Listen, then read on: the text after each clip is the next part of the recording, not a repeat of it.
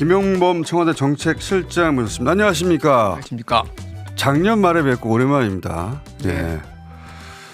그 역대 청와대 정책실장들이 하나같이 고생만 하다가 좋은 소식 듣지 못하고 끝났었거든요. 그런 자리죠. 아시다시피. 그래서 실장님도 고생만 하고 말년에 욕 많이 드실 거야 했었는데, 근데 말년도 아니고 정부 출범 1년도 안 돼가지고 코스피 폭락의 주범으로 언론이 주목을 했더라고요. AI 국민배당금 아이디어 제안을 했다고. 네. 굉장히 뭐다 외신도 그렇고 수정했습니다. 자기들이 잘못 인용했다고. 그때 좀 황당하셨죠. 황당했죠. 네. 예. 그때 저희가 모셔야 되겠다 생각했는데 이런저런 일들이 겹쳐서 못 모시다가. 예. 예. 그리고 최근엔 또 그 지금 어떻게 건강은 좀 회복되셨는지. 뭐 건강은 뭐 나쁜 편은 아닌데요. 뭐 최근에 이제 간단한 이비인후과 수술을 해서 약간 뭐 좀 목소리가 이상합니다. 이보다는 조금 더 미성일 수 있는데. 미성일 수 있는데 그때 그 AI 국민배당금 이야기 여쭤보고 싶었던 거 지금 잠깐 여쭤보고 다른 얘기 하자면, 그때 이제 페북에 쓰신 게 우리가 풀스택 AI 인프라 예. 생태계가 있는 AI 시대에 매우 독특한 위상의 국가다. 예.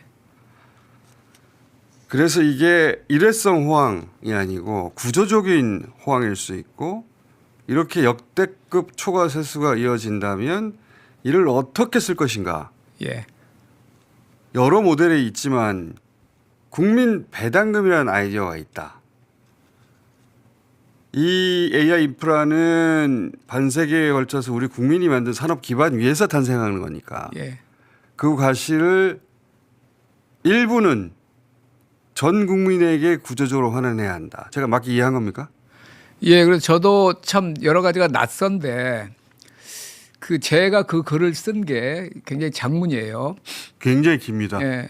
근데 4분의 3은 앞에 4분의 3 제목도 그렇고 차원이 다른 나라라는 게 제 글의 기본 논지였습니다. 말씀하신 대로 요약하신 대로 글을 잘 쓰시던데. 차원이 다른 나라가 됐고, 그러면 아까 그렇게 이제 구조적이 되면 이익도 일시적이 아니고 구조적으로 대규모가 들어오면 기업 이익도 발생하고, 그럼 당연히 세수도 더 늘어날 거고. 이제 그거를 제가 왜 그렇게 보는지를 앞에 쓴 다음에 예. 그러면 그냥 갑자기 갑자기 대규모로 들어오는 걸 그냥 그대로 써버리면은 그보다는 훨씬 더 클 거다 오히려. 그러니까 그런 논의를 해야 된다 그러면서 제가 이제 뭐 청년회대 쓰든 농어촌의 일부 줄든 뭐 여러 가지 아이디어를 냈잖아요. 근데 그걸 뭉뚱그려서 가칭으로 이제 국민 배당금이라는 걸로 한번 예를 들면 그렇게 썼는데 그 단어만 이제 이렇게 회자가 됐는데요. 근데 제가 낯설다고 하는 거는 그 글을 가장 깊게 이해를 하시더라고요. 제가 깊게 이해했죠. 깊게 이해를 하고 예. 일관되게 계속 그 뒤로도 예. 그 논지에 따라 그 글만이 아니고요. 뭐 저는 제 글을 읽고 이렇게 시장이 이것고 아니다 그거를 변호해 줬다고 제가 고마운 건 아니고요. 글을 쓴 사람 입장에서 글의 취지를 굉장히 깊게 이해를 하셨어요. 그리고 그 뒤로도 제가 계속 이제 말씀하시는 걸 들어보는데 일관되게 그거를 이해를 하시더라고요. 그래서 저는 이제 여기 이 방송이 어떤 강성 어떤 그 이데올로기를 가지고 있다는 그런, 저는 이제 바깥에 제가 잘 몰랐으니까. 그런데 새로운 현상에 대한 가장 깊은 이해를 하고 있어서 되게 낯설고 반갑기도 하고 그랬습니다. 칭찬이 또 낯서네요. 아니 저도 사실 칭찬해 드리려고 모신 것이기도 한데 예. 주장하시는 내용은 오픈 AI의 말트만이나 예. 또는 뭐 엔트로픽 대표나 또는 구글 딥마인드 대표나 제프리 힌튼 같은 AI 대부나 그 양반들이 오랜 세월 주장했던 겁니다. 그렇습니다. 그런 주장을 우리나라 정책실장이 얘기했다고 갑자기 막 언론이 보수 경제지들이 빨갱이라고 하고 뭐 주식이 폭락했다고 하는데 정말 가소로워가지고 제가 화가 났었고, 근데 이제 제가 칭찬해 드려야겠다 생각했던 것 하나는 일단 글을 잘 쓰시더라고요. 아이고 그러진 않고요. 아니 행시 출신이잖아요. 예. 그리고 미국에서 경제학 박사하셨고 예. 제가 보니까 세계은행 재경부 금융위 예. 중선이 그래서 문재인 정부에서 기재부 차관 예. 전형적인 경제 관료 코스구나.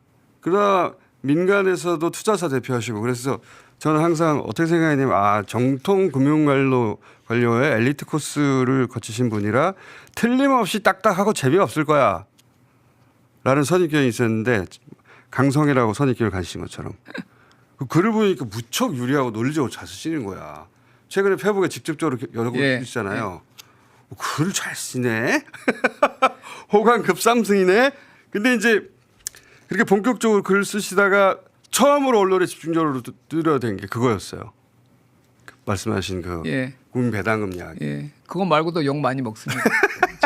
잔인한 금융 시리즈도 그렇고 성공의 비용이라고 했다가도 또 욕 먹었고. 네. 저는 이 특별한 시기를 일단 우리가 지나고 있다는 생각이 짙어지고 있고요. 그런 식이다. 근데 제가 너는 정책실장인데 정책을 결정해서 하면데 네가 왜 글을 쓰고 평론가 같이 하느냐라는 말씀도 하시는데 맞는 말씀이시기도 해요. 네. 근데 제가 지금 계속 이렇게 제 생각을 좀 정리해보고 어느 정도는 바깥의 의견도 듣고 싶고 전하고 싶은 메시지는 매우 특별한 시기다. 매우 특별하다. 매우 특별하다. 근데 제가 매우 특별하다고 무슨 정부 홍보를 하려는 게 아니고요. 근데 공교롭게 제가 그 시기에 정책을 총괄하는 자리에 있다.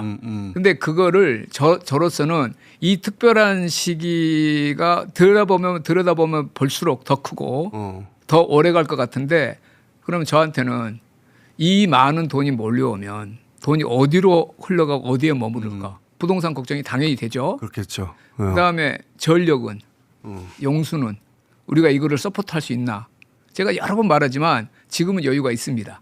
여유가 있으니까 우리한테 AIDC도 오겠다 막 이러는데 저는 제가 비유를 하는데 제가 열심히 닥치고 우리가 팹도 짓고 용지도 이렇게 확장하겠지만 우리 속도보다 이 AI 수요가 폭발해서 결국은 이 수요가 메모리로 올 거 아닙니까? 예. 이 메모리 우리는 짓고 지어도 짓는데 시간이 걸리잖아요. 예. 이 수요 이걸 지어도 전력도 지어야 돼. 원자력은 한 8년 10년 걸리니까 이런 이 전력이라는 그 괴물이 나를 쫓아오는데 내가 열심히 도망갈 텐데 빨리 지어가지고 따라잡힐 것 같다. 따라잡힐 것 같다. 이게 우리 내 뒷다리를 물을 것 같다는 데 공포가 있습니다.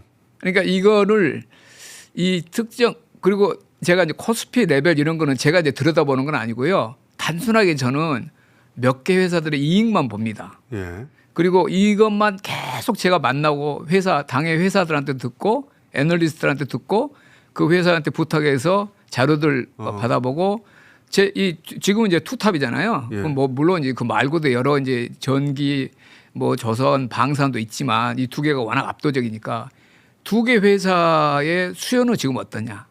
그다음에 이익 전망 어떠냐. 본인들이 분기마다 달라지고 있습니다. 본인들도 상상하지 못합니다. 못한 제가 규모들. 삼성이나 하이닉스 쪽에 말씀드린 것도 여러분들이 2년 뒤에 4년 뒤에 글로벌 어느 위치에 있을 수 있는데 아마도 잘 모르시는 것 같다. 본인들도 본인들도 상상하지 못한 규모로 그렇습니다. 지고 있으니까. 삼성전자가요. 82년인가 3년도부터인가 메모리를 반도체 사업을 시작했습니다. 한 40년 했죠. 40년 더 된 거죠. 그 전 기간에 작년까지 300조 벌었다고 그러더라고요. 전체로 그 40몇 년 기간 동안. 40몇 년간. 예. 올해 300조 훨씬 넘습니다. 올해만. 한 해. 한 해에. 예. 그러니까 우리가 지금 보고 있는 게 저는 전달하고 싶은 게 한 번도 경험하지 못한 시기를 우리가 시기에 와 있다. 그럴 것이다.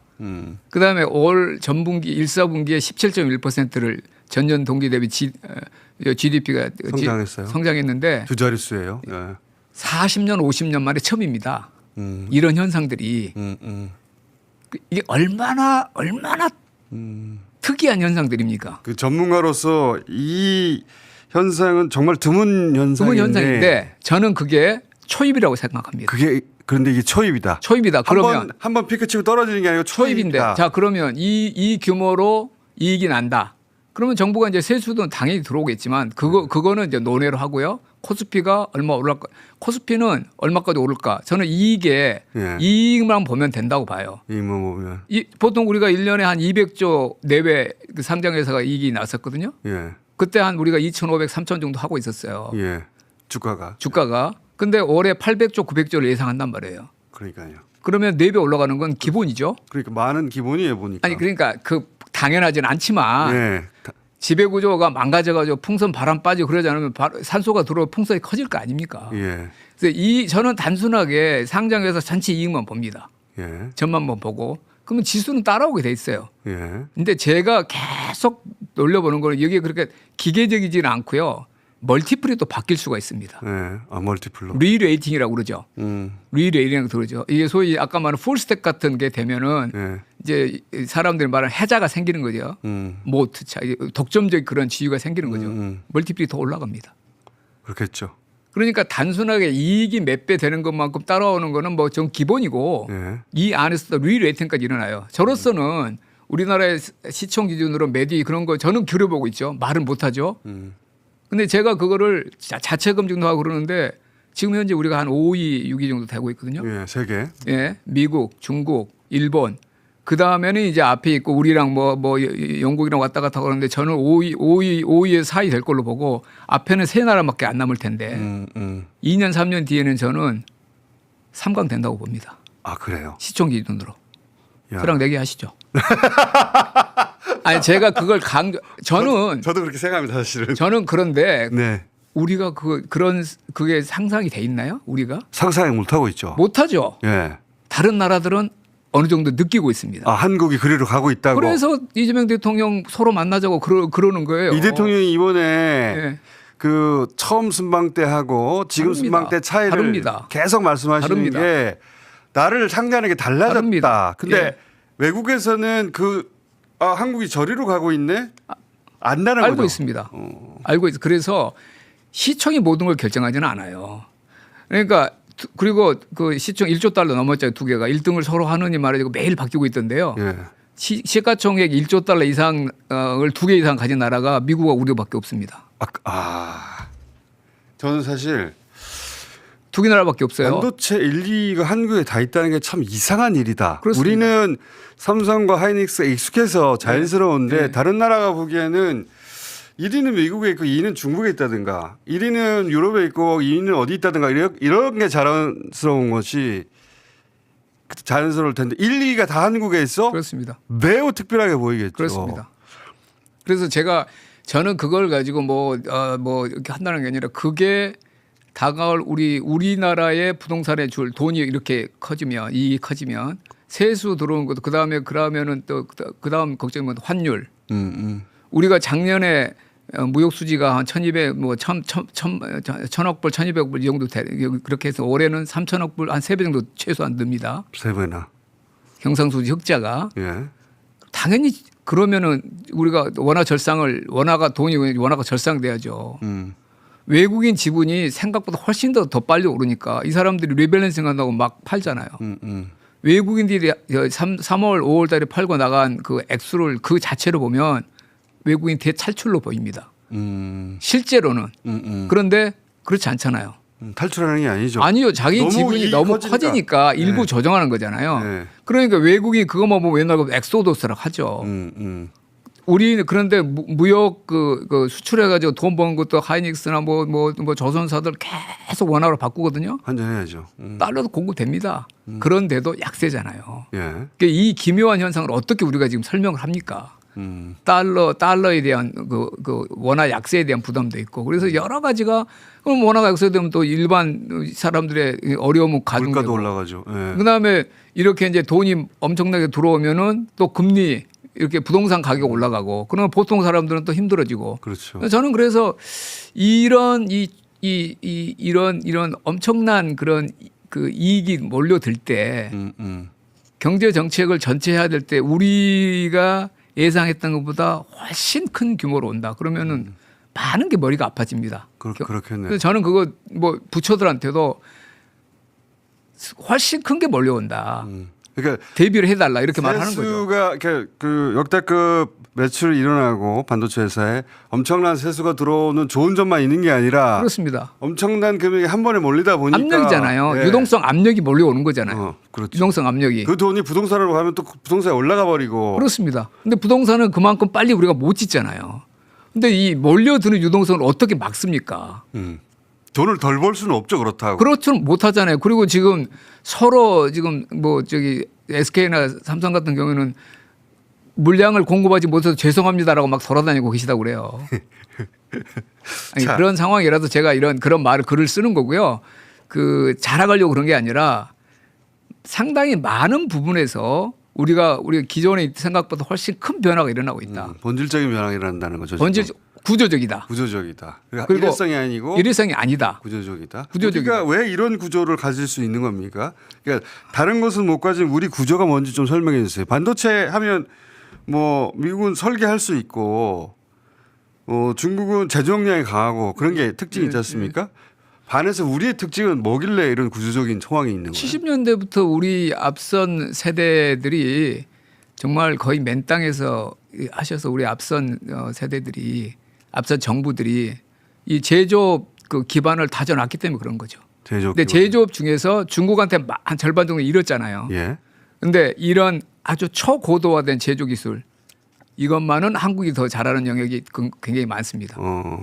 그래서 뭐 저기 3년 5년 미리 저기 주문을 쌓아두고 있는 영역이 반도체만 있는 건 아니에요. LNG 선도 그렇고 조선 저기 이렇게 가스 터빈 만드는 것도 그렇고 변압기도 그렇고 전선도 그렇고 3년 내지 5년 정도 일감을 쌓는 분야가 많아요 한국에. 방산도 일정 부분은 그러고 있죠. 이게 다 하이테크 제조입니다. 그래 과거에는 생각을 하고 설계하는 게 가장 부가가치가 높고 제조는 그냥 누구나 할 수 있고 그렇게 예를 생각했었는데 들면은 영업이익률 뭐 5% 10%, 10%면 굉장히 높고요. 한 5에서 7%면 네. 기본. 제조업은 그 정도 수준이었는데. 그렇습니다. 삼성전자 지금 하이닉스 70%, 삼성전자 한 40, 삼성전자 여러 가지를 생산하니까. 그 서비스업을 넘어서 버렸어요. 어떻게? 그래서 지금은 지금 TSMC가 예. 마켓 쉐어는 더 높죠. 더 독점적이죠. 예. 이 규모는 두 개 회사가 더 높습니다. 이제는 이제는 시스템 반도체 굉장히 고도화되어 있고 삼성전자도 이 격차를 따라잡을 하고 있는데 메모리가 더 높아요. 메모리 중에서도 훨씬 고급이 HBM이고 그다음에 범용이잖아요. 범용 기술이 가격이 더 높습니다. 지금은. 이제는 또 이 시기에 있어서는. 이 시기에 있어서. 이게 이 AI 혁명이 가져온 특성인데 예. AI 혁명이 GPU가 제일 엔비디아가 최고였죠. 예. 엔비디아보다 HBM 만드는 회사가 이익이 더 높습니다. 지금은. 이제는 젠소랑도 어리둥절이겠죠. 어리둥절이죠. 내가 만든 이 세계인데. 근데 일본의 강점. 일본은 소부장이 막강하죠. 소부장이 막. 소부장이 막강하죠. 뭐 ASML 노광기도 있고 일본도 있고 다 있습니다. 예. 그런데 이 전체 최초의 설계하는 쪽에서 가장 부가가치가 높다가 지금은 메모리로 갔다가 지금 마지막 단계는 팹을 짓는 제일 크게 짓는 사람이 제일 크게 빨리 짓는 사람이 그 부가가치 제일 많이 공급해야 높아요. 되니까. 그렇습니다. 근데 그게 우리나라입니다. 그게 우리나라. 우리나라 두 개 회사입니다. 그게 세계 1, 2위고. 그렇습니다. 그 세계 1, 2위가 거둬들인 수익의 그 증가 속도가 상상을 초월하고. 그렇습니다. 이전에 한 번도 본 적이 없는 속도고. 그리고 이 두 개 회사는 일종의 우리나라에서도 전략적인 그 위치에 있는 사람이고 전 세계 AI 혁명에도 의무가 있어요. 이 AI 혁명은 이 둘이 공급하는 칩이 없으면 안 된다. 메모리에 달려 있잖아요. 이 메모리가 지금 메모리에. 빅테크가 쓸어가니까 중간에 있는 사람들은 메모리를 못 구하잖아요. 그 전체 라인업을 다 가지고 있다고 해서 풀스택이라고 하셨는데. 그렇습니다. 예. 그러면 그 전에는 우리나라가 그 수출 중심, 뭐 제조업 이런 수준이었다가 이 엔진이 바뀐 겁니까? 아니 제조인데 제조인데 지금 AI 혁명 시대에 가장 적합한 메모리, 메모리. 그 다음에 AI 인프라, 전력, 전선 이게 사실 AI 혁명의 옆에 인프라단입니다. 거의 전 분야를 우리나라가 가지고 있다. 그러면은 이런 표현을 쓰였어요. 우리가 세계에서 가장 먼저 미래를 경험하고 예. 이 초과 수익으로 AI 시대가 만드는 초과 수익을 가장 먼저 국민에게 환원하는 나라가 될 수도 있다. 이걸 좀 설명해 주십시오. 그래서 자 그러면은 5,200만 나라에서 예. 5,200만 나라 이 정도가 이제 그 산업이 뭐 두 개를 투탑을 해서 여러 산업들이 인프라해서 이익이 이제 몰려들잖아요. 예. 근데 이게 전부 퍼지진 않죠. 예. 그러면 이 지금 이번에 성과급까지도 이야기했지만 이쪽 뭐 두 개 회사 성과급을 받은 임직원들 예. 협력업체가 몇천 개가 있습니다. 그렇죠. 거기에 넓게 퍼지긴 해요. 예. 그리고 그 영역과 그냥 제조업 중에서도 그렇지 못한 영업률 10%에 있는 옛날 제조업 단가 제조업이란 외양을 띠고 있지만 한 50% 70% 되어 있는 제조업이라고 할 수 없는 그런 영역이 있고 예. 성층계가 있는 거죠. 그다음에 여기고 그다음에 제조업이 아닌 우리 보통 서비스나 한 뭐 정규직 비정규직 하면 절반 하면 이 격차가 예. 훨씬 더 벌어집니다. 격차가. 양극화가. 그리고 거기서 내가 이제 나는 왜 저기 성과를 못 받느냐는 게 아니라 이 몰려드는 유동성이 집값을 올려놔요. 그렇겠죠. 예. 전체적으로 레벨을 올려놓습니다. 예. 그러면 여기 있는 사람들의 부담은 커지죠. 그렇죠. 근데 여기서 이분들 내가 배만 아픈 건 아니고 여기서 오는 유동성이라는 것이 많은 여파를 남기게 됩니다. 넘기겠죠. 예. 남기게 되죠. 예. 그럼 이분들은 입장에서 부동산이 전체적 레벨이 한 1.5배 높아가지고 월세 부담이 높아지면 무슨 죄가 있습니까? 내가 성과급을 더 달라니까 내 월세는 왜 높아지느냐? 내 부동산 가격이 왜 높아? 나는 왜 이 동네에서 못 살고 더 멀리 가야 되느냐? 청가급은 저 사람들이 얻었는데 예. 그로 인한 부동산이 상승해서 나는 쫓겨나야 되는 거죠. 매크로가 그렇잖아요. 그렇죠. 예. 그러면 이 사회가 유지가 됩니까? 그다음에 또 그 이익이라는 게 이분들이 뭐 흔한 말로 10끼를 먹을 수는 없는 거 아닙니까? 그렇죠. 그러니까 소득이 많이 는다고 소비가 바로 늘지는 않잖아요. 그렇죠. 그래서 그 아까 말한 하사비스나 이런 사람들이 걱정을 자기들이 천재니까 자기가 AI를 하니까 자기가 대부분 다 문제 해결할 수 있겠거든요. 자기가 다 모든 부가가치를 자기는 그렇게 상상이 되는 거예요. 자 그러면 나머지 사람들이 아무것도 없으면 그래서 그 사람들이 기본소득 이야기도 하고 그러는 거예요. 그러니까요. 예. 뭐 병 주고 약 주고 갔지만 자기들은 그걸 알거든요. 오는 거를. 미래를 보고 있어요. 보고 있으니까. 예. 제가 말한 거는 그러면 논의를 해야 된다. 이게 이쪽으로 환류되는 프로그램을 만들어야 된다. 그래야 우리가 5,200만이 골고루 이 과실에 대해서 이 안에서 그러면은 아까 제가 말한 이 작은 나라가 크지 않은 나라가 시총 기준으로 3강이 된다. 그러면 얼마나 많은 문제를 우리가 준비 안 된 게 많잖아요. 준비가 전혀 안 됐죠. 처음 경련이니까.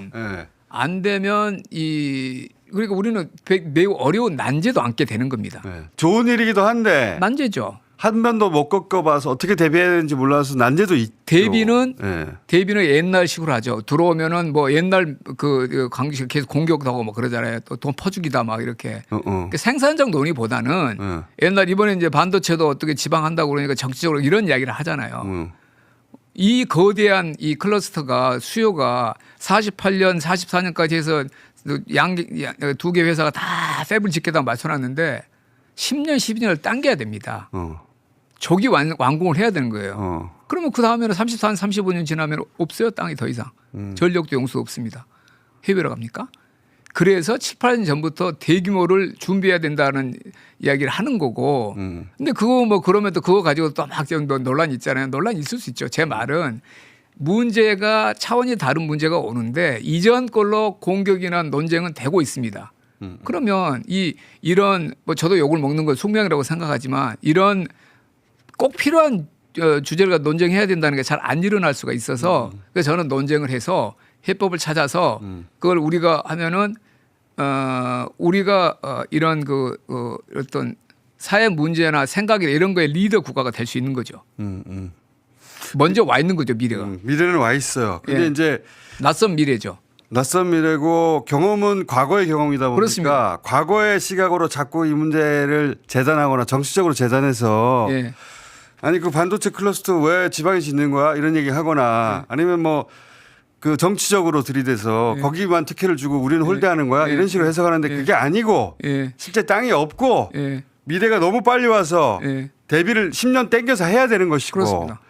그러다 보니 반도체 클러스터를 추가로 지어야 되고 10년 앞당겨서 대규모로 그리고 거기서 나온 이윤이 엄청나기 때문에 이 엄청난 이윤이 좋기도 하지만 여러 가지 문제도 발생시키니까 2030 지금 고용 절벽이잖아요. 그렇죠. 예전보다 훨씬 심하잖아요. 3, 4년 전에 챗GPT나 이런 뭐 제미나이 나온 뒤로부터는 네, 그렇죠. 고용률이 떨어집니다. 신규 예를 들어서 프로그래머 고용을 안 해요. 이제. 안 합니다. 그러면 이 진짜 경험하지 못한 이 호황과 이전 3, 4년보다 원래 20, 30대가 어려웠지만 훨씬 더 어려운 이 절벽 상황. 더 어려워진다. 그럼 여기다 바로 이 두 쪽을 연결하는 프로그램에 담대한 프로그램을 만들어내야죠. 지금 그 말씀은 이제 그 자산 양극화가 더 심해질 것이다. 자산 양극화도 그렇고 예. 세대 간에도 그렇고 세대 간 예. 그렇고. 그러면은 지금 이제 부동산 관련해서는 그러니까 일단 반도체 관련해서는 엄청난 세수가 들어온다. 그 세수를 가지고 어떻게 그 일부를 가지고 국민들이 그러면 전체적으로 혜택을 볼 수 있는지 그런 설계를 해야 되고. 환류할 수 있는 환류 프로그램을 만들어야죠. 예. 왜냐하면은 재정을 통해서 뭐 그거 가지고 뭐 더 걷는다는 게 아니라 재정 있는 세금 내에서도 들어오면 그걸 환류를 시켜야죠. 그렇죠. 어떤 프로그램을 통해서. 이게 예. 세수가 100을 예상했는데 1000이 들어와 버리면 예.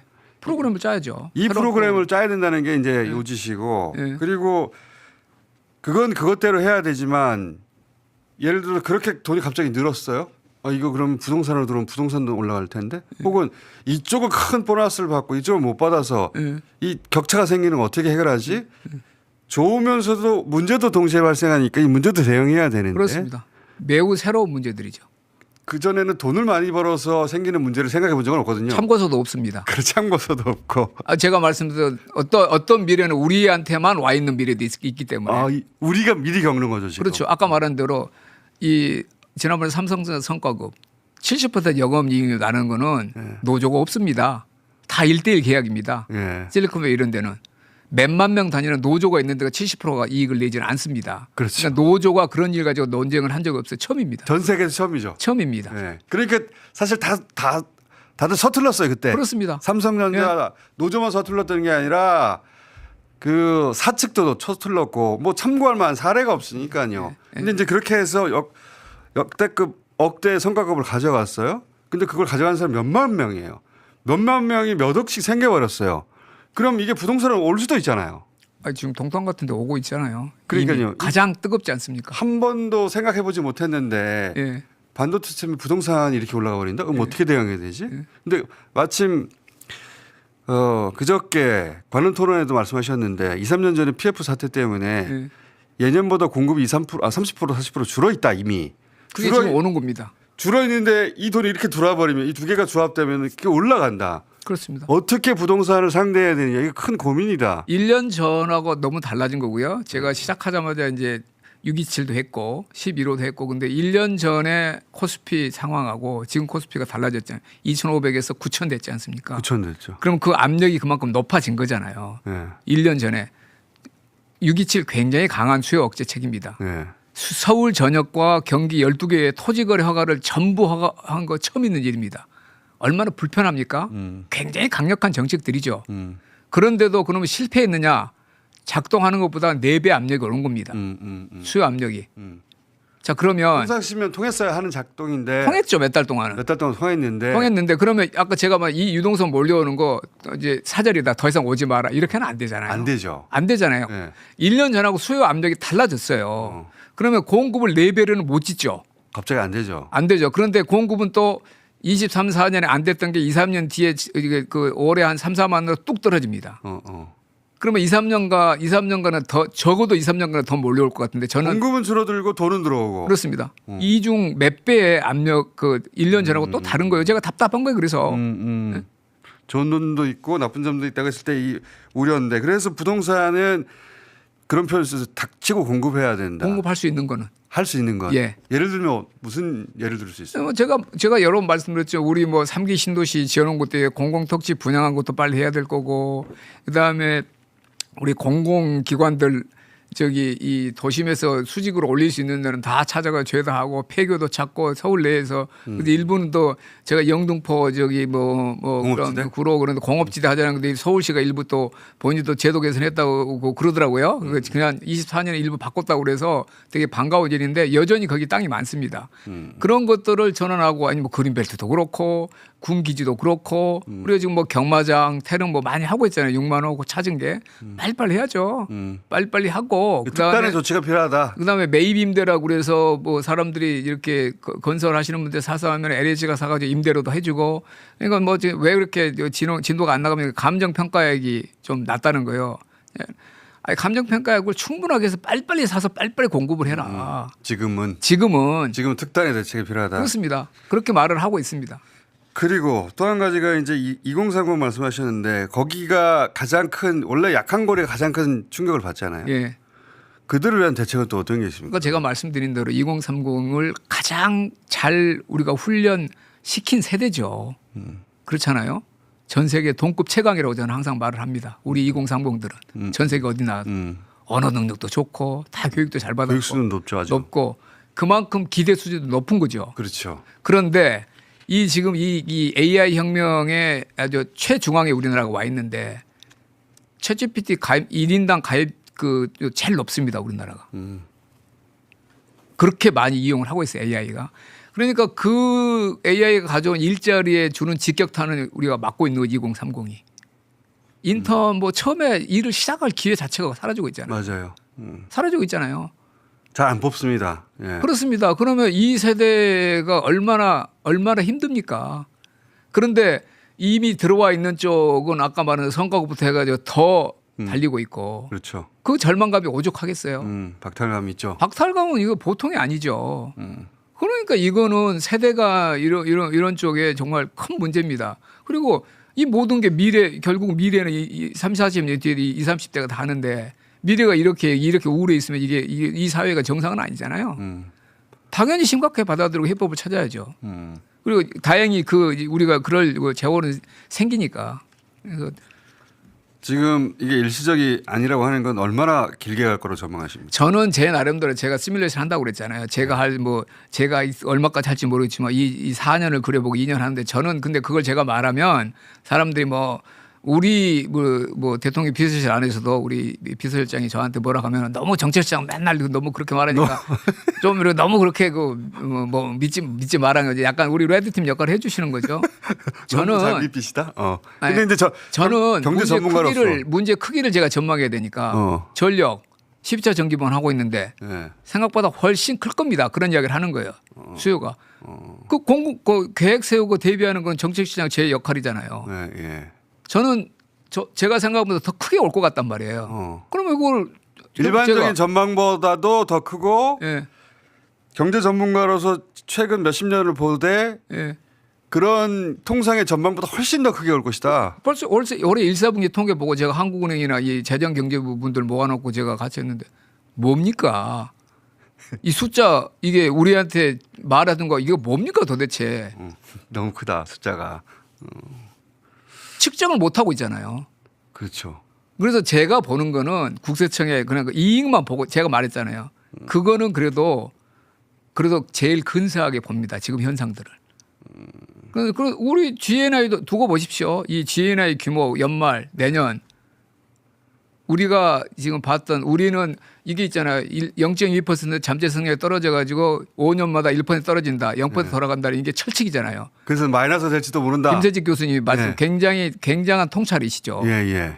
그거는 경제학자라 그러면 세련되면 그건 다 받아들여야 된다고요. 예. 그럼 그것도 틀렸다고 봅니다. 이제는. 그럼 이게 그럼 제가 그러면 저 완전히 이설이라고 그럴 거 아니에요. 열어놓고 보시면 우리 공장장이 열어놓고 보시면 뭐 2만 불, 3만 불 남미 간다 이런 말 있잖아요.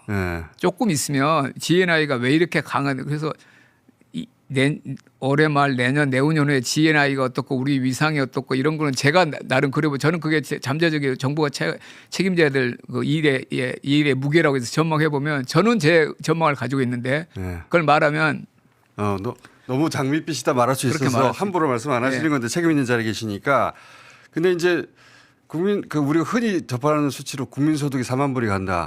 이런 건 금방 도달한다는 말씀이시잖아요. 그렇습니다. 말하자면은 지금 그게 언제 될 거라고 말씀을 못 하시고 있는데 4만 불 금방 가고 그리고 우리가 선진국 기준으로 생각했을 때 한 4만 불 정도 되는 거거든요.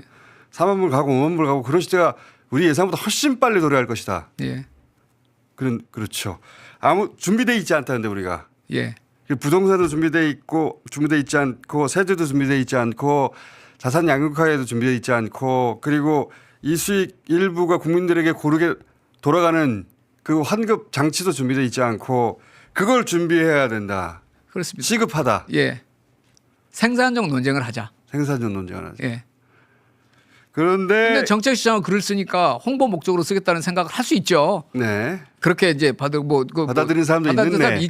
뭐 있으니까 제가 지금 어떤 공직을 맡고 있으니까. 네. 근데 제가 완벽하게 중립적이다 그런 말을 하는 건 아닙니다. 아닌데고. 예. 그런데 전문가로서 오는 미래에 대해서 말하지 않을 수가 없다. 그런 것도 있고 뭐 제 본능에는 경제학자로서 본능이 있는 거죠 안에. 영어도 그렇고.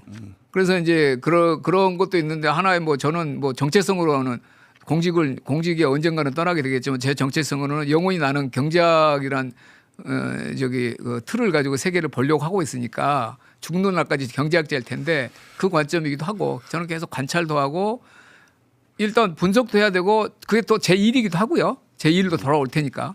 그걸 또 글로 표현하시는데 그 글이 참 논리정연하고 잘 읽히더라고요. 원래 이 경제 관련 글들 잘 안 읽히는데 잘 읽혀서 제가 봅니다. 아니 뭐 공무원들도 글은 씁니다. 공무원들도.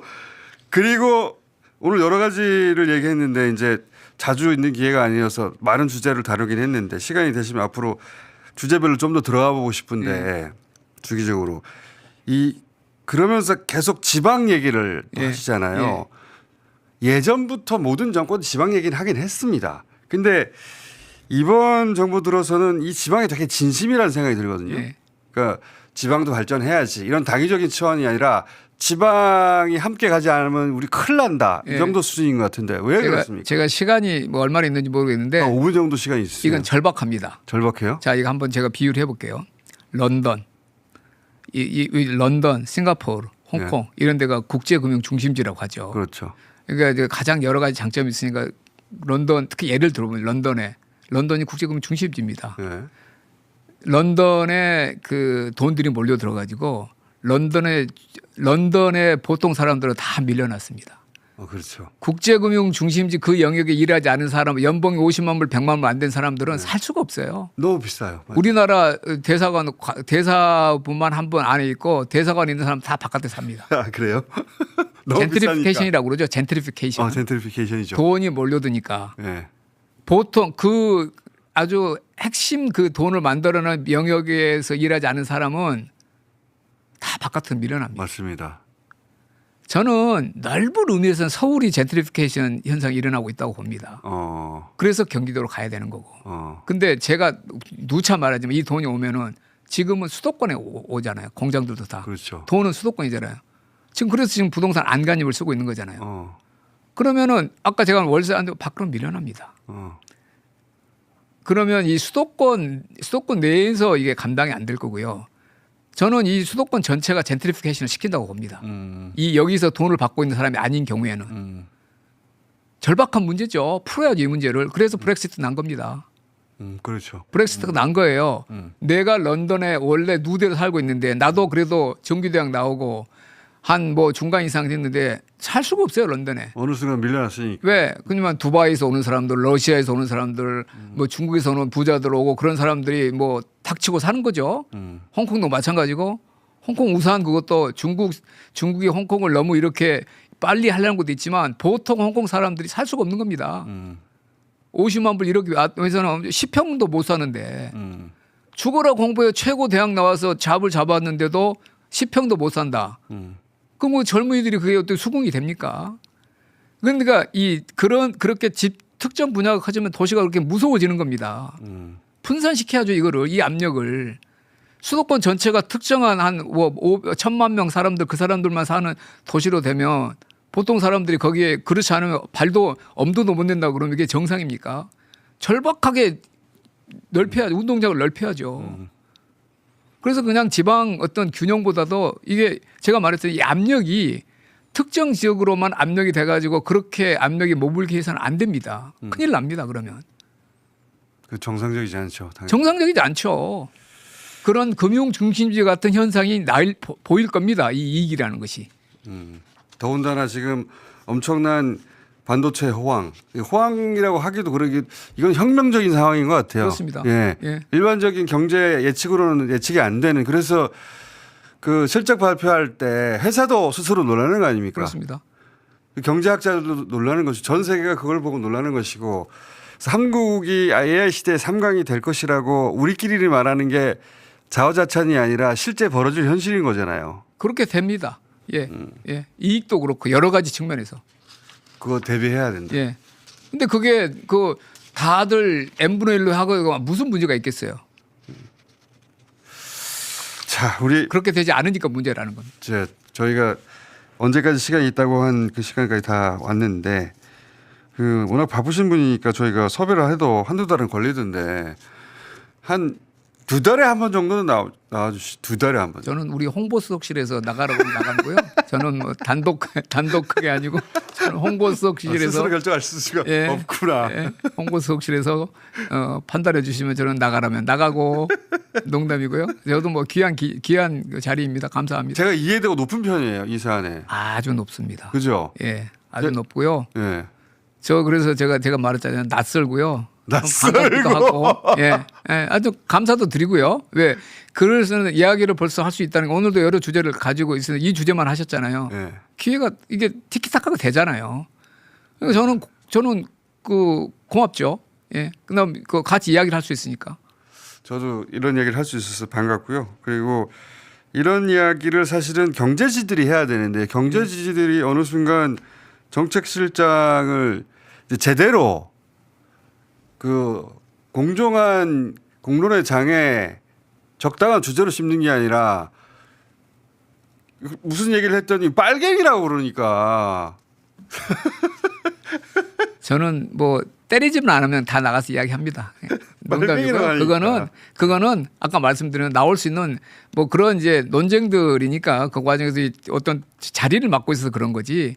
그래서 뭐 거기에 수반되는 거라고 생각해서 별로 개념치 않습니다. 알겠습니다. 자, 오늘 여기까지 해놓고 저희 궁금한 거 있으면은 또 말씀드리겠지만 대국민 보고회 예정돼 있죠. 29일 날 합니다. 그 내용만 간략하게 그래서 알려주실 수 있는 이제 내용만 우리가 알려주세요. 이제 이런 초격차 뭐다 AI와 관련돼 있지만 반도체 그다음에 AIDC라고요. 아주 거대한 기가와트 단위로. 그다음에 그거 이제 건설하겠다는 계획 그리고 네. 이제 피지컬 AI, 로봇 이런 관련 3대 분야에 지금까지 이렇게 정부와 기업들이 같이 노력해서 만든 프로그램들을 이제 설명하는 자리인데 아마 나오는 숫자들이 예. 매우 낯설 겁니다. 이거 어제 삼성 1,000조 투자한다고 아니 뭐 그래서 제가 오늘 했던 말들 한번 월요일 날 보시고 그러면 이제 그때 한번 판단해 보시죠. 그리고 그 뒤로도 지역별로도 저희가 이제 릴레이로 가서 또 보고 대회를 할 텐데 그 규모들을 또 혹자는 뭐 정부가 어떤 뭐 2개 회사나 아니면 여러 회사들 가지고 뭐 이렇게 했다 뭐 숫자를 만들어낸 거 아니냐. 세계 넘버 1, 2 기업들입니다. 쥐어 짠다고 하는 그런 기업들은 아니고요. 그래서 그 29일 날 전체 그 다 모아서 한번 보고 드린 자리가 있고 그 주에 쭉 이렇게 더 구체적으로 설명을 할 테니까 보시고 논쟁은 더 격화될 걸로 보는데 워낙 규모들이 나오는 숫자들이 크니까 이게 진짜냐부터 시작해서 근데 그 진지하게 아까 제가 말했던 우리 공장장님과 했던 그런 그 새로운 현상의 하나의 구체적으로 모아진 그런 투자 계획들이니까 모시고 뭐 그때 지금에 대해 또 한두 가지 제 생각도 정리해서 올리려고 그러는데 왜 이렇게 큰 숫자가 나오냐? 숫자들이 나오는지 뭐 물론 이제 그거를 발표하는 기업들도 다 본인들이 설명을 하겠죠. 설명을 하겠죠, 그게. 이게 상상 못한 숫자가 나오는 거군요, 그때. 아니요, 제가 말했으면 뭐 여러 가지로 낯선 풍경들이다. 낯선 풍경이 나올 것이다. 네, 그때 기대해 보겠습니다. 오늘 여기까지 하겠습니다. 감사합니다. 감사합니다. 예.